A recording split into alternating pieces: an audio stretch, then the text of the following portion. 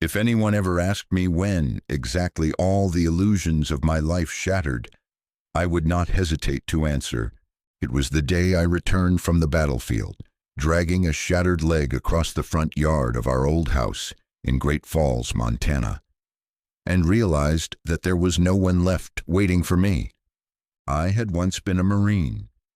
I had once believed in simple, steadfast things: family, honor, sacrifice.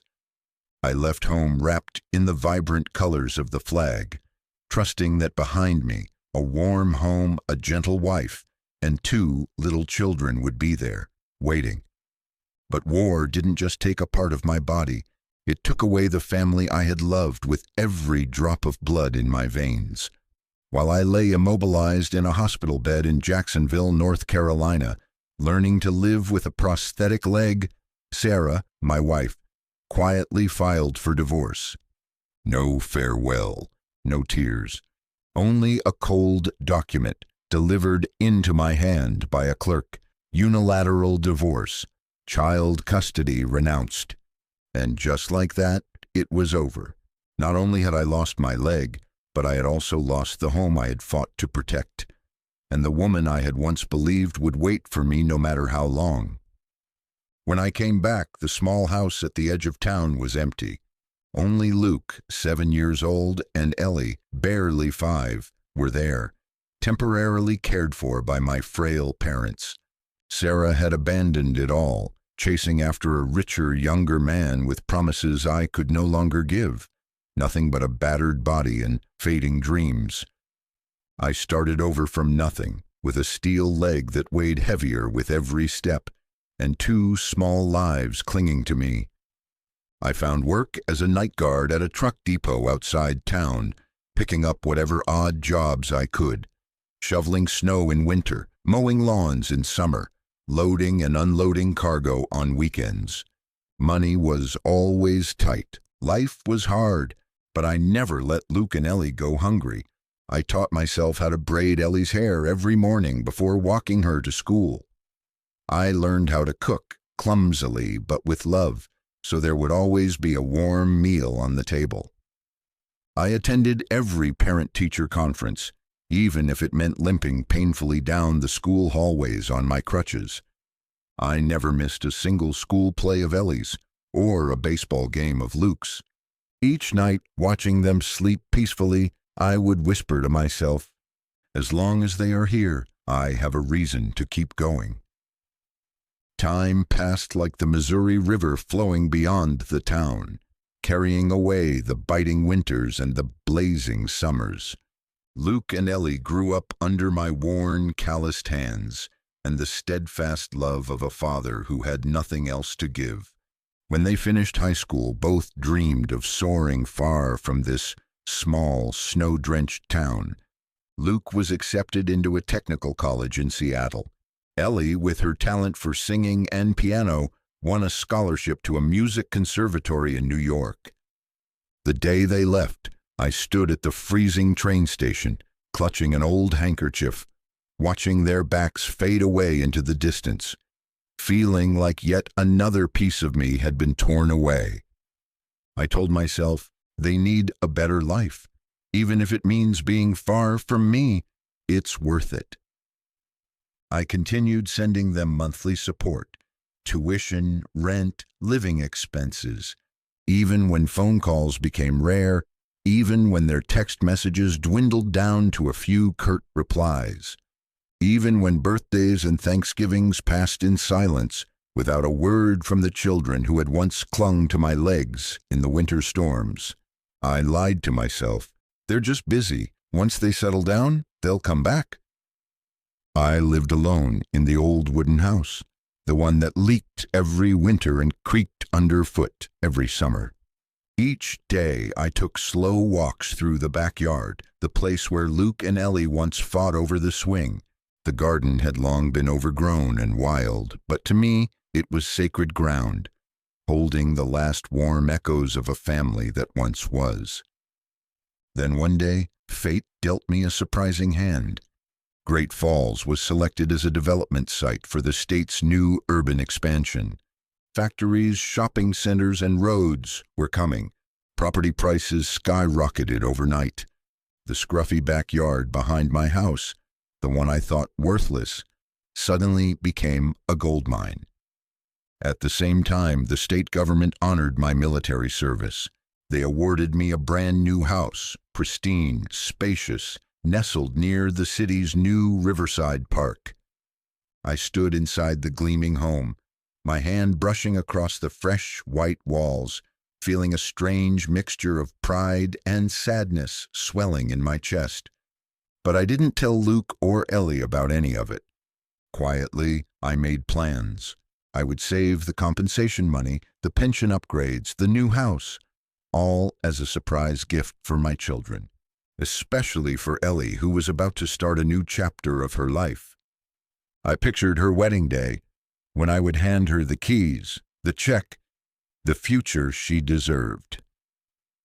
One gray afternoon, as I was potting a few winter flowers on the porch, the phone rang. An unfamiliar number. A cold, unfamiliar voice crackled through the line. "Mr. Smith, I'm Sarah's assistant.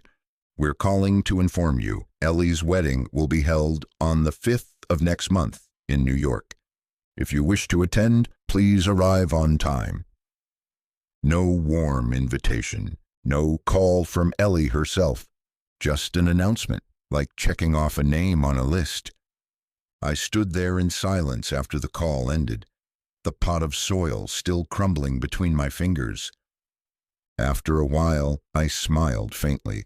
I would still go, no matter how they treated me, because she was still my daughter, and I had a gift I had waited a lifetime to give. I spent nearly a week preparing for the trip. I dug through my old closet and found a gray suit, the collar worn thin but still presentable. I carefully pressed every crease, polished my old black shoes, the ones I had worn at my discharge ceremony years ago, now cracked at the toes. I tucked the wedding gift, a check worth nearly half of all I had, into the breast pocket of my jacket. I told no one. I expected nothing. Quietly, I set out, carrying nothing but a heart heavy with love that had never run dry. The flight to New York was long and cold. When the plane landed at JFK Airport under a drizzling gray sky, I pulled my battered suitcase behind me, boarded the subway, and made my way toward Manhattan. The plaza rose majestically against the skyline, its marble columns gleaming under warm golden lights. Inside, the music played softly. Elegant guests, dressed in lavish gowns and sharp tuxedos, laughed and mingled. I clutched the invitation tightly in my hand and approached the reception desk. The young woman behind the counter gave me a once-over, my faded suit, my worn cane, my graying hair, and frowned. "Sir, do you have an invitation?" she asked. I nodded and handed it over. She glanced at it, then turned to whisper something to a tall man in a black suit standing nearby. They spoke in hushed tones, stealing quick, uncomfortable glances at me. Finally, the man came forward, wearing a polite, professional mask. "Please follow me, sir." He led me around the main hall, away from the red carpet, away from the grand floral archways and gleaming chandeliers, to a small table tucked away in the farthest, dimmest corner of the ballroom. "Please have a seat here," he said. I nodded silently and sat down. My heart sank quietly. No one looked at me. No one recognized me. I sat there, invisible, watching the celebration unfold. The ceremony began. Sarah, my ex-wife, entered, radiant in a sparkling crystal gown, her hand proudly holding Ellie's arm. She smiled brightly, eyes gleaming with pride. Sarah, the woman who had left me gasping for life on a battlefield, who had abandoned our children without a second glance, now played the perfect mother, leading our daughter down the aisle to thunderous applause. I clenched my cane, my fingers trembling. Ellie, my little girl, looked breathtaking in her wedding dress, but her eyes passed over me like I wasn't even there. No smile, no nod, nothing. After the ceremony, I gathered my courage and limped through the crowd, searching for Ellie. I spotted Luke near the wine table, laughing with friends. I approached him carefully, calling out softly, "Luke." He turned, his gaze landing on me, on my faded suit, my battered cane, my worn face. The first emotion that flashed across his face was not joy. It was embarrassment. He hurried over, lowered his voice, and said sharply, "Bah, you shouldn't have come like this. You're going to draw attention. This is Ellie's big day." I stood frozen. Luke, the boy who once clung to my leg in winter storms, was now ashamed of me. Before I could respond, I heard a mocking voice behind me. "Oh, look who it is. John Smith, the hero of Great Falls." It was Sarah. She approached with a cruel smirk, her heels clicking sharply on the marble floor. She looked me up and down, her smile dripping with scorn. "Well, you certainly kept your heroic style, didn't you? But I'm afraid here in glittering New York, you're a little out of place." She turned to Ellie, laughing.